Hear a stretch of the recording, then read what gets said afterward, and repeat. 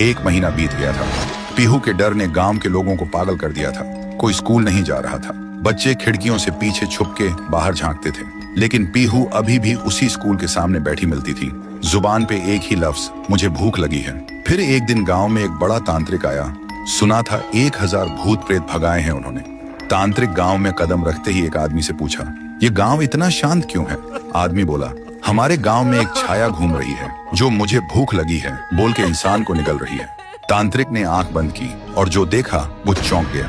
फिर उन्होंने गांव वालों को बुलाया और बोला, वो बच्ची की आत्मा किसी वस्तु में बंद है, हमें उसका असली घर ढूंढना होगा, वहीं कुछ मिल सकता है। फिर एक रात गांव के 2 जवान साहसी लड़के पीहू का पीछा करते हैं और देखते हैं पीहू एक पुरानी झोपड़ी के अंदर जाती है। दोनों चुपके से झांकते हैं। पीहू एक पुरानी गुड़िया के सामने और उससे बात कर रही होती है जैसे वो जिंदा हो। दोनों देखकर चौंक जाते हैं। फिर अगली सुबह वही 2 लड़के झोपड़ी में जाकर वो डॉल उठाते हैं और ले जाते हैं तांत्रिक के पास। तांत्रिक डॉल को देखकर चिल्लाता है, यही है, इसी में बंद है वो बच्ची की आत्मा, इसे आग में जलाना होगा तभी सब खत्म होगा। फिर रात में तांत्रिक गुड़िया को आग में डाल के हवन करता है, जोर जोर से मंत्र जप करता है।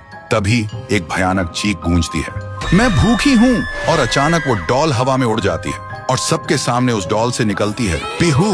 और जिन लोगों ने उस डॉल को छुआ था उनके शरीर एक एक करके पंडित जैसे फट जाते हैं। ये सब देखकर तांत्रिक भागने लगता है, लेकिन अचानक रास्ते बंद हो जाते हैं। वो पलट के देखता है, उसके सामने खड़ी होती है पीहू और वो बोलती है, तू मुझे जलाना चाहता था, अब तू जल। एक ही सेकंड में तांत्रिक के शरीर में आग लग जाती है और वो जलकर राख हो जाता है। उस रात के बाद गांव वालों को सब समझ आ गया था। पीहू ने सिर्फ उन्हीं को मारा जिन्होंने उसे दर्द दिया था, भूखा छोड़ा था, बाकी सब लोग ठीक थे। अगली सुबह गांव के सब लोग पीहू के सामने खाना लेकर आए और रो पड़े।